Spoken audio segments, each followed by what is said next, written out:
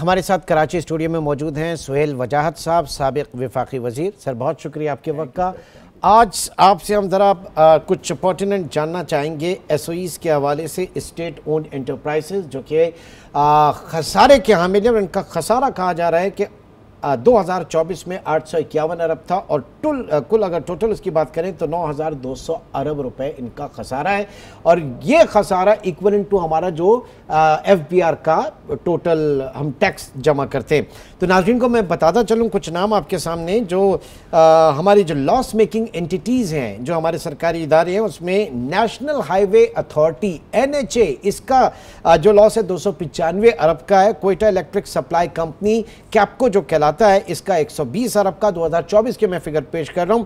फिर Peshawar electric supply company 88 अरब का इसका खसारा, PIA का 73 अरब का, पाकिस्तान रेलवेज का 51 अरब का और पाकिस्तान स्टील मिल का 31 अरब का। उसके साथ साथ ज़रूरी नहीं कि सारी लॉस मेकिंग एंटिटीज़ ये हैं, हमारी जो सरकारी इदारे जो प्रॉफिटेबल एंटिटीज़ हैं वो भी आपको बता दूं। OGDC they are making good profits, PPL है, नेशनल पार्क है, गवर्नमेंट होल्डिंग प्राइवेट लिमिटेड है, पार्को है, पोर्ट कासिम अथॉरिटी, ये सब जो है ये प्रॉफिट में भी हैं। सर आ जाए, ये इतना बड़ा खसारा हम कैसे झेल रहे हैं और क्यों झेल रहे हैं? देखिए, हम ये खसारा शुरू कैसे हुआ, ये सब पहले अपनी अपनी जगह पे अलग सब साथ थे। बापडा एक था, ये था, ये हुआ 1972 से शुरू।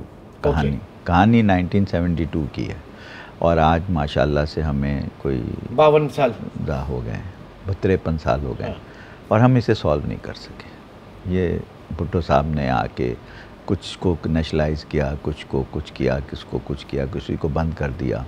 बहुत सारे तो एलिमिनेट ही हो गए, ख़त्म हो गए, नज़र ही नहीं आया। अब अगर आप इसको 52-53 साल का खसारा देखें ना, तो आप यकीन करें कि जितना कर्जा है उतना खसारा है।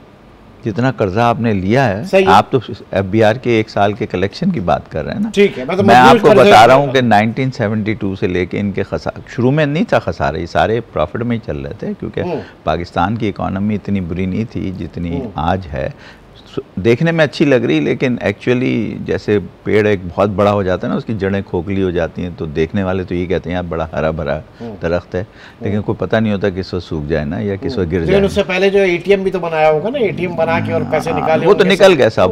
वो तो देखिए हर साल राइट ऑफ भी होता है। आप ये जो खसारे बोल रहे हैं, मेरी नज़र में तो ये ऊँट के मुँह में जीरा है, क्योंकि तो हर साल राइट ऑफ होते रहे, ख़त्म होते रहे, उसमें दे के पैसे फिर वापस। स्टील मिल में तो खरबों रुपए का खसारा हो चुका है। मिसाल के तौर पे तो हम बोलते हैं, जब हम रिपीट कर दे, क्या कहते हैं, स्टील मिल है, PIA, मैं उस फहरिस्त में देख रहा हूँ भाई NHA जो है सबसे बड़ा। तो नहीं, तो NHA तो इसलिए है कि साहब आपने टोल टैक्स जिसको दिया हुआ उससे आप भत्ता ले रहे हैं।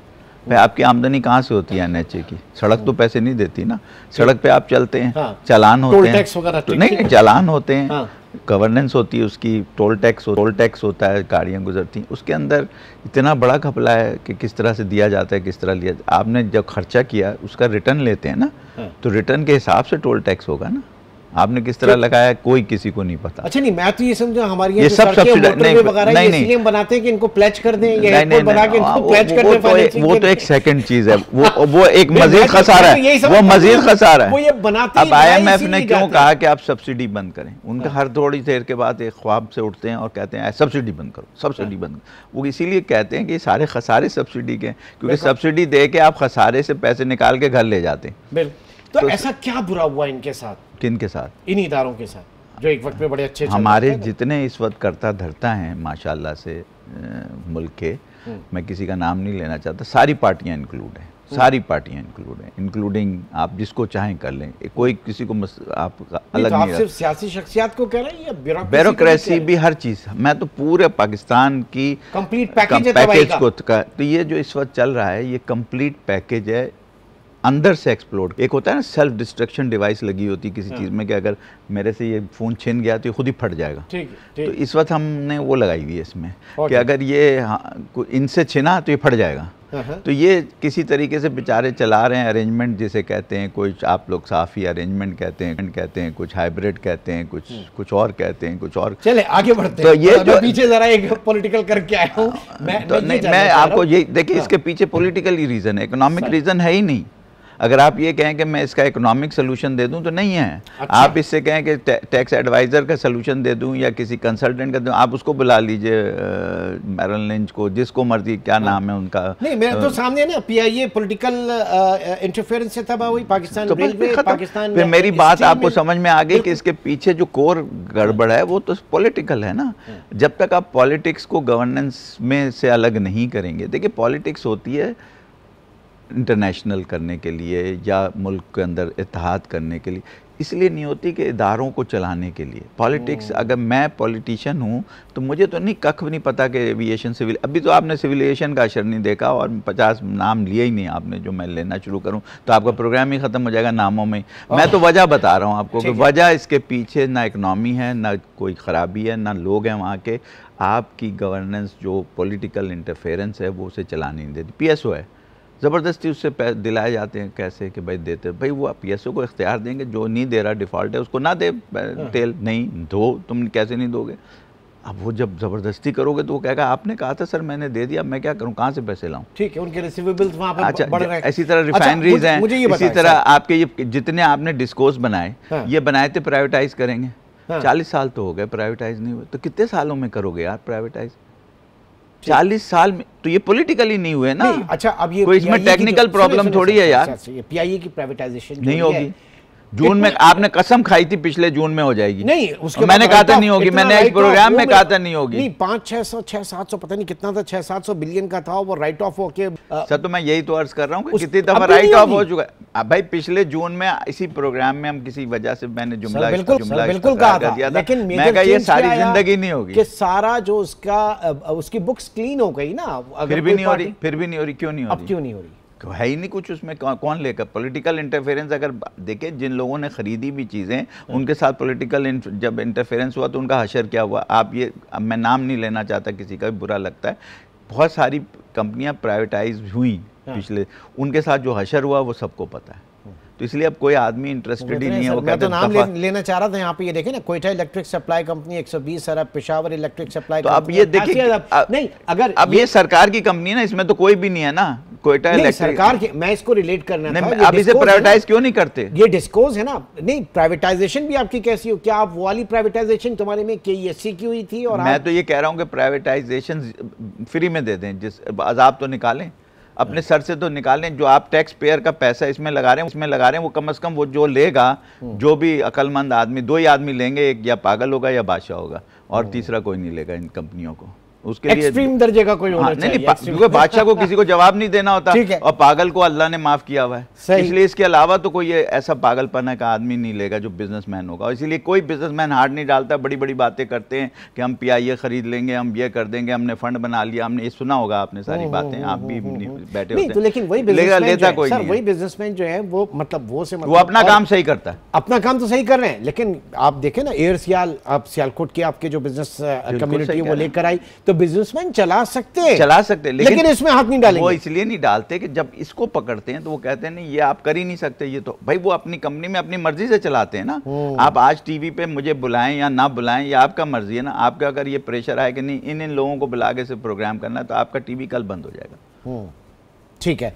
अच्छा, अब दूसरी चीज, अब ये प्राइवेटाइज, ये जो आप बात कर रहे हैं ना SOEs की, ये एक नासूर बन गया है।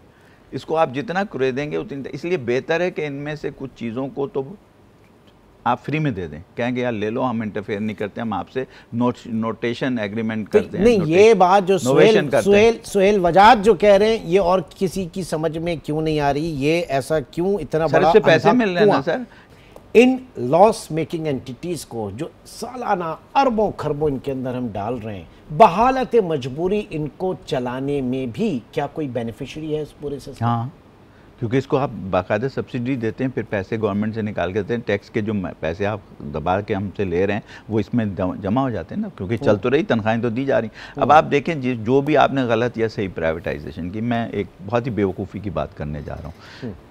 हबीब बैंक की हुई, और भी बहुत सारी चीज़ें, यूबीएल हुआ शायद, और बैंकिंग सेक्टर, केईसी हुआ, ये हुआ, पीटीसीएल हुआ, उसमें कम से कम गवर्नमेंट का पैसा तो नहीं लग रहा ना।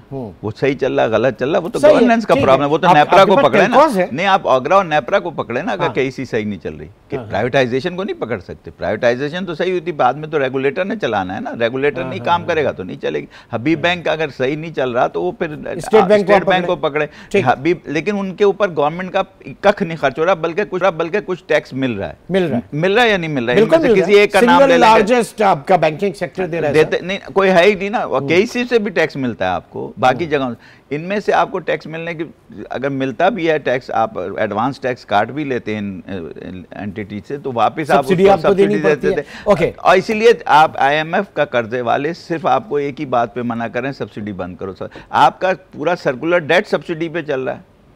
बिल्कुल, वो किसको, सर्कुलर डेट क्रिएट किसने किया? प्लीज जरा से सुन लीजिए, ये तहम्मुल की बात है, सारी इन्हीं एसओईज ने। सर्कुलर डेट में कोई प्राइवेट आदमी नहीं है बीच में, सिर्फ एसओईज हैं। तो सर्कुलर डेट इस वक्त 4 ट्रिलियन पे टच कर रहा है, अगर आप सही तरीके से उसकी अकाउंटिंग करें तो 4 ट्रिलियन। आप तो 2 ट्रिलियन की बात कर रहे हैं, मैं तो 4 की बात कर रहा हूँ, और सिर्फ ऐसो उनकी बात कर रहा हूँ जो सर्कुलर डेट में PIA नहीं है, सर्कुलर डेट में ये नहीं, रेलवे नहीं। भैया रेलवे किस गुड्स चलाती है, आपने ट्रक माफिया से दोस्ती की, आप हमेशा रेलवे का मिनिस्टर वो लगाते हैं जो ट्रक माफिया का चेयरमैन होता है। नहीं, चेयरमैन होता है, चेयरमैन होता है। बिल्कुल बिल्कुल, अपनी ट्रांसपोर्ट, मतलब दुनिया भर में बंदर के हाथ में आप अदरक दे दोगे या क्या कहते हैं वो दे दोगे तो यही दुनिया भर में जो सबसे आप कॉस्ट इफेक्टिव ट्रांसपोर्टेशन है वो बाय रेलवे होती है, गुड्स की। आपकी है, सारे ट्रक चलते हैं, सारे ट्रक चलते हैं, और इतने फिर क्या करें?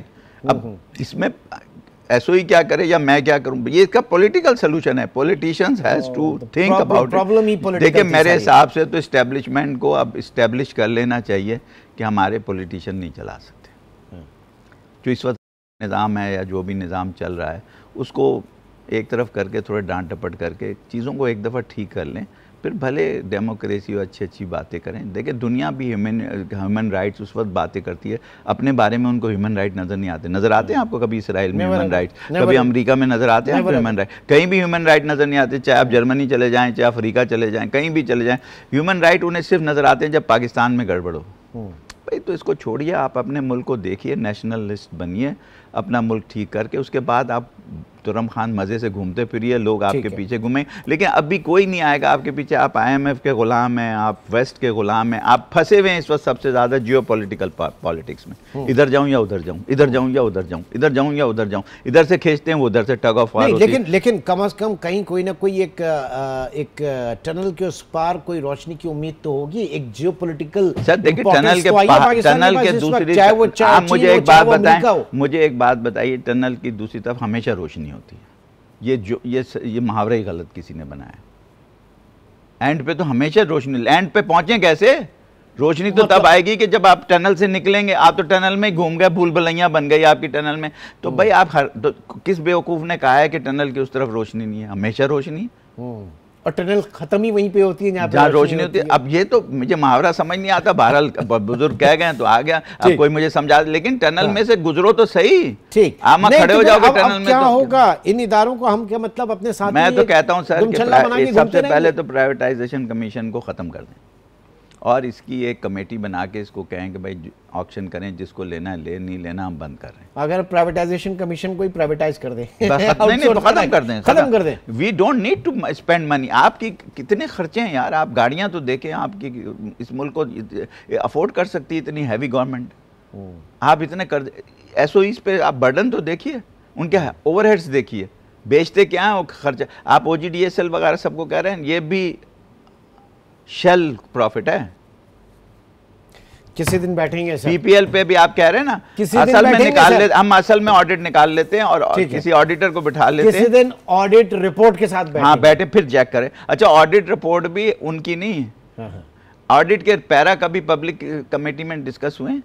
नहीं, आप बताएंगे एसओई पे जो पब्लिक कमेटी भेजती है, पब्लिक कमेटी को आपके ऑडिटर, वो ट्रिलियंस के नुकसान बेचती है, वो सारे फारिग हो जाते हैं। आज तक कभी उस पर अमल नहीं हुआ। तो सर इसका रीजन इकोनॉमिक है ही नहीं, इसका रीजन गवर्नेंस है ही नहीं, इसका रीजन ओनली पॉलिटिकल है। किसी ने मुझे कहा कि सबसे ज्यादा पैसे तो ऑडिटर के होते हैं, क्योंकि सबसे बड़ा रिस्क भी उसका होता है। भैया तो है, तो वो तो ऑडिटर भी तो हमारे ही मुल्क से है, हर आदमी हमारे मुल्क से है, ठीक है, हमारे रिश्तेदार है ना, इंडिजिनस रिसोर्स है हमारा। हाँ, बस हम कहते हैं यार तू भी खा मैं भी खा रहा हूँ, क्यों तकलीफ है तुझे? अच्छा, जो नहीं खा रहा उसको परेशानी है। ठीक सर, यानी हर वो बंदा जो है वो समझ लें कि मासूम है जिसको मौका हाँ, ना जिसको 47% जलील हो रहे हैं, 53 में से 5% बेहतरीन चल रहे हैं, जिनकी वजह से आपको नज़र आ रही रौनक इस मुल्क में।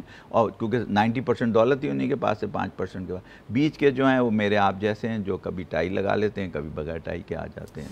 बहुत बहुत शुक्रिया, thank you very much, thank you very much Suhail Wajahat साहब। इंतहा तल्ख कड़वी बातों के साथ, लेकिन बात यह है कि यही हकीकत है, इसका इदराक हमें करना होगा, और बिलखुसूस हमारी जो सियासी अशराफिया है उनको इसका इदराक करना होगा। अदरवाइज़ इन खसारों को हम ज़िंदगी की आखिरी सांस तक जो है इसी तरीके से पालते फिरेंगे।